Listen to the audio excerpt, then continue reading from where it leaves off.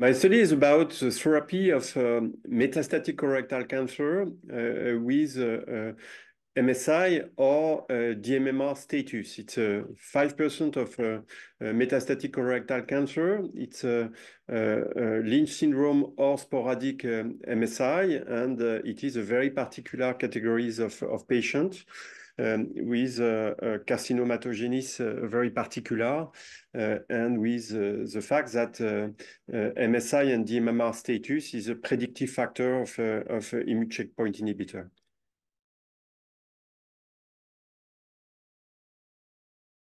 The study design is a phase 3. It's a phase 3 with 2 endpoints and 3 arms.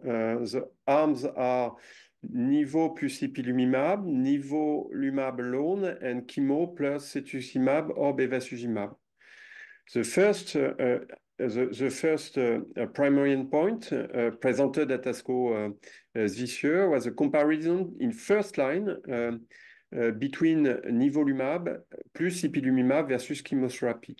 The second endpoint, not presented at this time because not mature, is the comparison between nivolumab and nivo plus ipilimumab in all lines.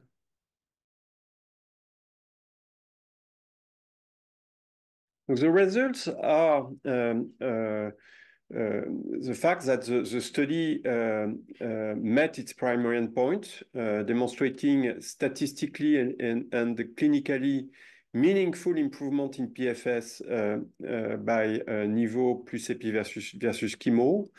The hazard ratio at 0.21 is not frequent in oncology, with a median PFS not reached with nivo epi and at 5.9 months for chemo.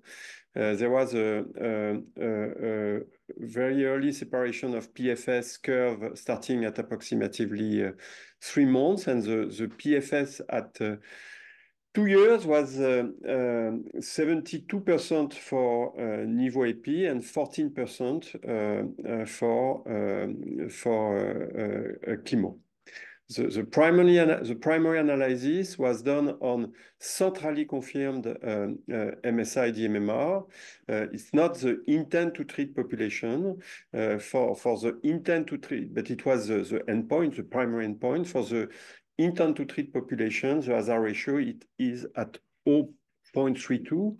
One of the reason of this analysis is the fact that 10% of the patient, 10.5%, was misdiagnosed and was MSS and pMMR. It's the reason the primary objective was on the centrally confirmed MSI and dMMR.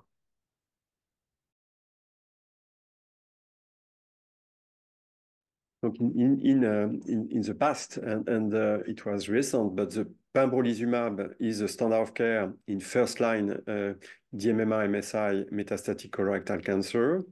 The combi of nivo plus epi is now a new option with better results. It's not a comparison, but the hazard ratio of the study comparing pembro versus chemo plus or minus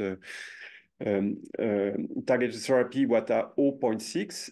There we are 0.21 with nivo epi, and it's clearly a new first-line option in first line. At this time, it's difficult to tell it is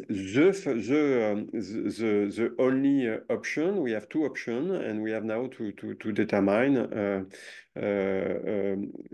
probably some patients need only monotherapy, but at this time we don't know, and it's clear that the combi nivo plus epi had better results compared to pembrolizumab in this category of patients.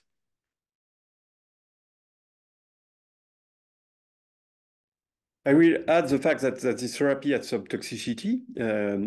It's clear that nivo plus epi give 23% of grade 3/4 toxicity, and chemo plus or minus bev or cetux give more toxicity, 48%. But there were two treatment-related immune-mediated deaths in Nivo plus IP arm, and it is the safety analysis in this trial. And I have also to add the fact that when we in the pre-specified PFS analysis